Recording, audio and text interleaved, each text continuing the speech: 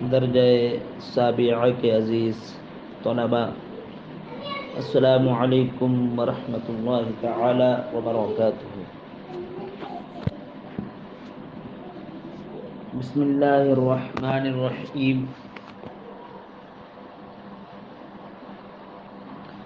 الصافیہ صفعا فی معرس مرجلی ونؤیا كجذم الحوض لم يتسلم، فلما عرفت الدار قلت لربعها ألا أنعم صباحا أيها الربع وأسلمي، تبصر خليلي هل ترى من ذا عائن تحملنا بالعلياء من فوق جرثمي، علون بأنماط عطاق وكلة وراد حواشيها مشاكهة الدم۔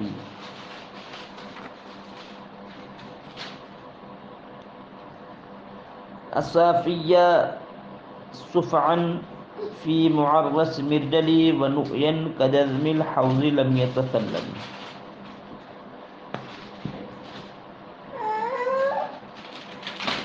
الصافية صفعا في معرس مرجلي ونؤيا كجذم الحوض لم يتسلم۔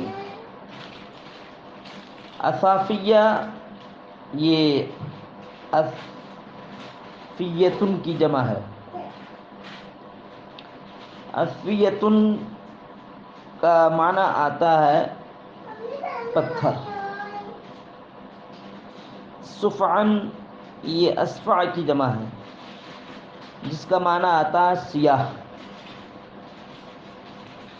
معرس یہ عرسہ یعرس سے اسم مفعول ظرف ہے۔ ثلاثی مزید فی میں اس مفعول کو ظرف بناتے ہیں۔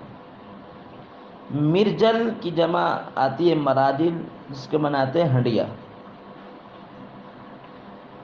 نؤین کی جمع آتی ہے اناؤن۔ نؤین کا معنی ہے نالی۔ جذم کی جمع اجزام، ہر چیز کی اصل کو بولتے ہیں، جڑ کو بولتے ہیں۔ حوض کی جمع حیاض۔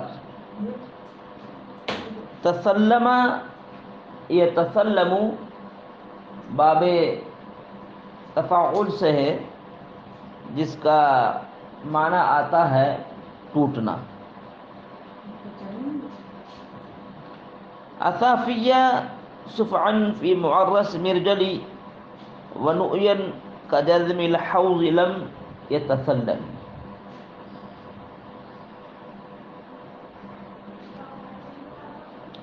یہ الصافیہ صفعا، پہلے اس کی ترکیب سمجھ لیں حل لغات سمجھنے کے بعد۔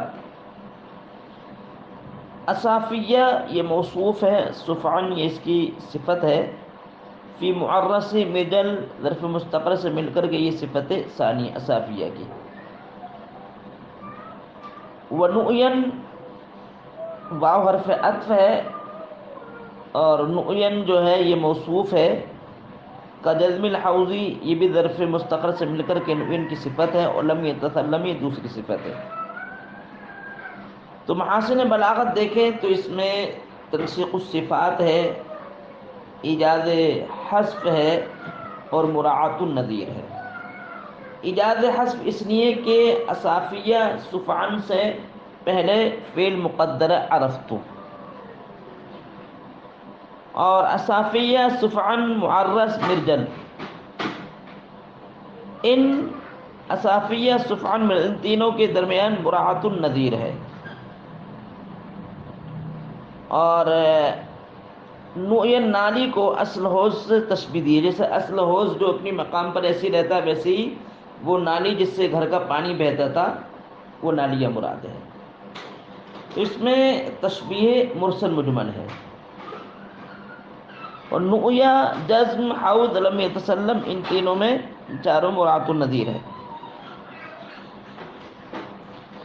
تو یہاں پر ونؤین کجزم الحوض لم یتسلمی، نؤین اپنی دونوں صفتوں سے مل کر کے معطوف ہے، اور اصافین صفعن، اصافین یہ معطوف علیہ ہے، تو اصافیہ اپنی دونوں صفت سے مل کر جو ہے یہ معطوف علیہ ہے، تو معطوف علیہ اپنے معطوف سے مل کر عرفتو فعل محذوف کا یہ مفعول بھی ہے۔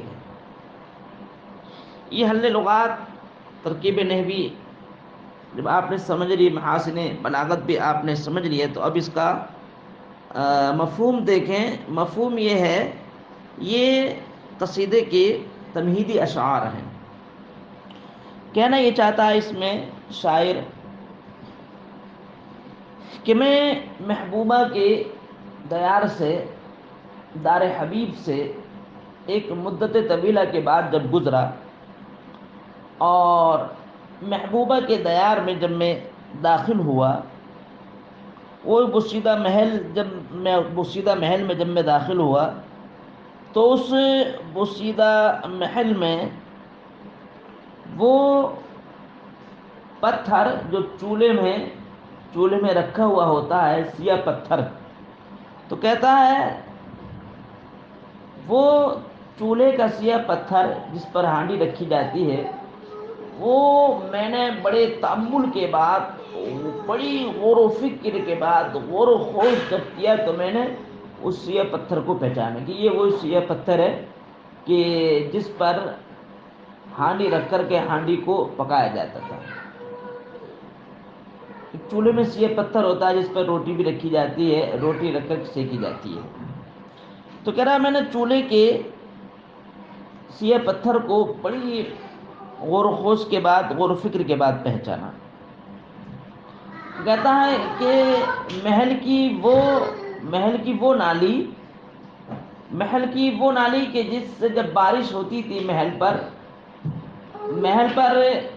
جب بارش ہوتی تھی، اور اس محل کا پانی جس نالی سے نکلا کرتا تھا، تو اس نالی کو بھی میں نے بڑی غور و فکر کے بعد میں نے اس کو پہچانا۔ وہ نالی جو ابھی نہ ٹوٹی تھی، اور اصل حوض کی طرح ویسی ہی قائم مقام، ویسی ہی قائم تھی۔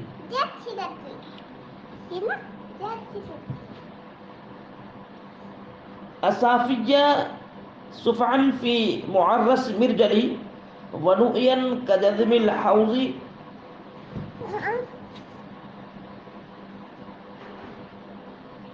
اصافیہ صفعن فی معرس مرجلی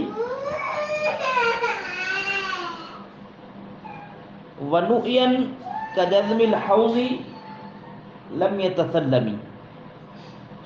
تو اس کا جو مفہوم ہے وہ میں نے بتلا دیا۔ اب اس کا جو ہے ترجمہ آپ دیکھیں۔ اصافیہ صفعن فی معرس مرجلی ونؤین کجزم الحوض لم یتسلمی۔ اصافیہ صفعن فی معرس مرجلی، ہانڈی کو رکھنے والی جگہ میں سیاہ پتھر کو، ونؤین کجزم الحوض لم یتسلمی، اور صحیح سلامت اصل حوض کی طرح پانی کی نالی کو بڑے تأمل کے بعد میں نے پہچانا۔ دوسری مرتبہ دیکھیں ترجمہ۔ اصافیہ صفعن یعنی میں نے پہچانا سیاہ پتھروں کو، ہانڈی کو رکھنے والی جگہ یعنی چولہا، ہانڈی کے چولہے کے سیاہ پتھروں کو میں نے بڑی غور و فکر کے بعد پہچانا۔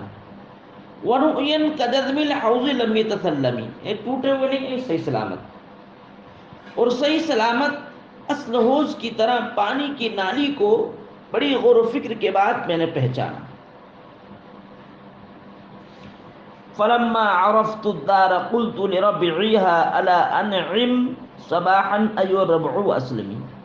یہ عبارت کی اس میں غلطیاں ہیں، وہ ان کی اس کی جو تصحیح کرنا ہے، انعم لکھا، انعم نہیں ہے، اس میں انعم ہے. یہ عرفت الدار یہ شرط ہے اور قلتو یہ اس کا جواب ہے، اور الا انعم ایو الربع واسلم یہ جو ہے قلتو کا مقولہ ہے. شعر کا مفہوم یہ کہنا چاہتا ہے کہ جب میں نے گھر کو پہچانا اور گھر کے اندر جو قدیم پوشیدہ نشانیاں تھیں ان نشانیوں کو میں نے پہچانا تو گھر کے لیے ایک دعا تھی. یہ دعائی شعر ہے، یہ دعائی شعر ہے. اس شعر میں دعا دے رہا ہے کہ فلما عرفت الدار قلت لربعها، جب میں نے گھر کو پہچان لیا، فلما عرفت الدار تو جب میں نے گھر کو پہچان لیا، قلت لربعها تو میں نے دار حبیب سے کہا،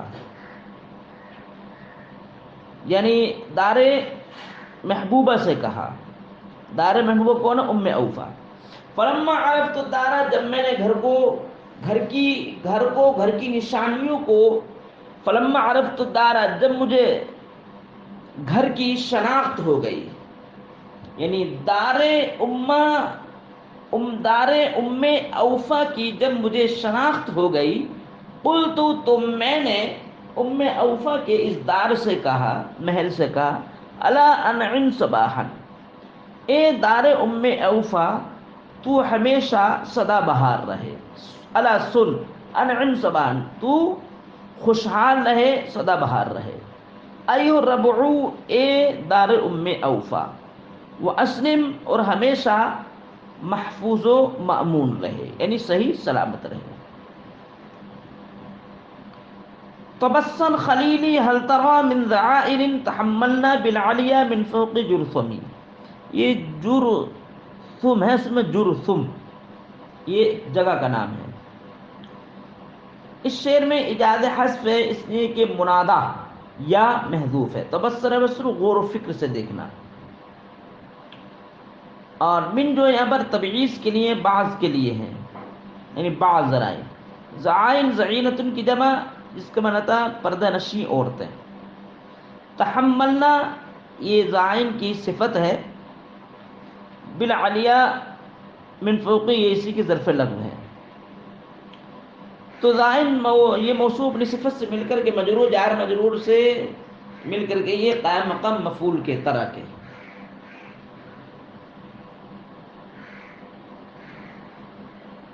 اس شعر میں یہ کہنا چاہتا ہے کہ اس شعر میں شاعر جو اپنی مدہوشی بیان کر رہا ہے، جیسے دوشیداؤں کو اس محل سے کوچ کرے ہوئے ایک طویل عرصہ گزر گیا، لیکن اس کے باوجود شاعر کہہ رہا ہے کہ شاید اے میرے دوست وہ دیکھ سامنے والی جو اونچی پہاڑی ہے، اس پہاڑی پر محبوبہ تو نہیں جا رہی ہے، اور محبوبہ اپنی سہیلیوں کے ساتھ تو نہیں جا رہی ہے، محبوبہ کا سہیلیوں کے ساتھ دیکھ کہیں گزر تو نہیں ہو رہا ہے.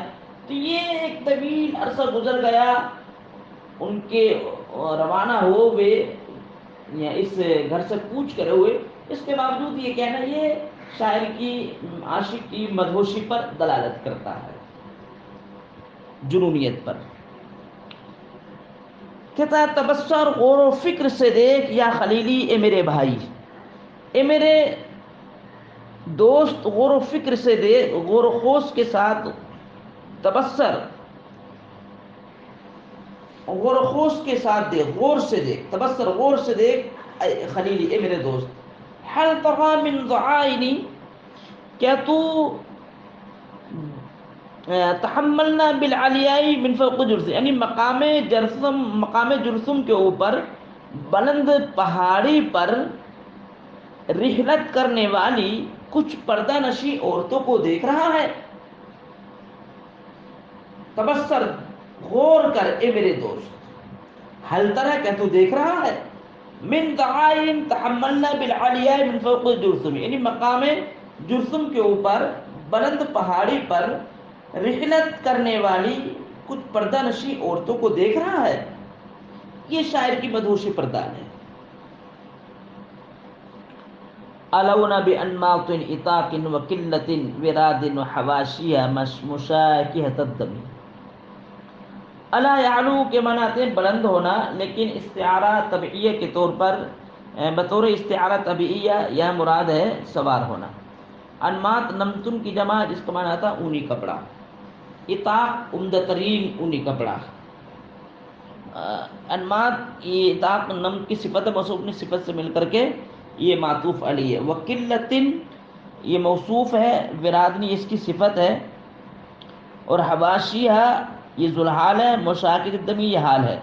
तो जुल्हाल अपने हाल से मिलकर के ये सिफत है विराद की, और विराद जो है मौसूफ अपनी सिफत से मिलकर के ये सिफत बनेगा किल्ला। किल्ला मौसूफ अपनी सिफत से मिलकर के ये मातूफ बनेगा अनमात पर। अनमात मातूफ अली अपने मातूफ से मिल करके ये मजरूर जार मजरूर से मिलकर के ज़र्फ़ लग बन जाएगा अलौना का।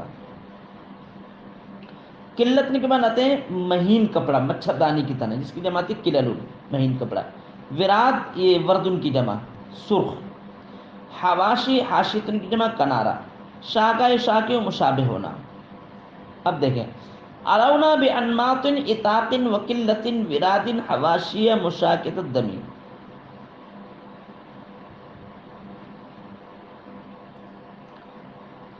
वो पर्दानशी औरतें सवार हुन, अलौना वो पर्दानशी औरतें सवार हैं, बेअनमातिन इताकिन उम्दा तरीन ऊनी कपड़े वाले, वकिल्लतिन विरादिन और सुर्ख रू और सुर्ख महीन कपड़े जिसके किनारे खून के मुशाबे हैं।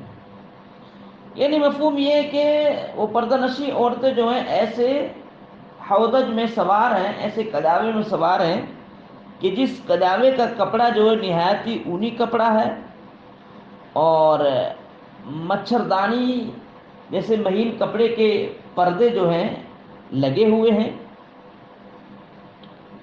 तो जो वो दुश्मनाएं जिस हौदज में सवार हैं, तो हौदज का जो कपड़ा है या जिसका जो कपड़ा वो पहनी हुई हैं वो निहायत ही उम्दा तरीन ऊनी कपड़ा है, और जिस हौदज पर सवार है उस हौदज के जो पर्दे हैं वो खून के मुशाबे सुर्खरू हैं। तो अब देखें, अलौना बेअनमातुन इताकिन वो दशीदाएं सवार हुई उम्दा तरीन कपड़ों में मलबूस होकर, वकिल्लतिन विरादिन खून के, हाँ, और सुर्खरू महीन कपड़े वाले पर्दों के साथ हौदज में जिसके किनारे खून के मुशाबे हैं। वाशिहा जिस पर्दे के कपड़े, जिस पर्दे के किनारे खून के मुशाबे हैं। तो ये 4 अशार हो गए, आज इन्हीं पर हम इक्तफा करते हैं। अस्सलामु अलैकुम व रहमतुल्लाहि तआला व बरकातुहू।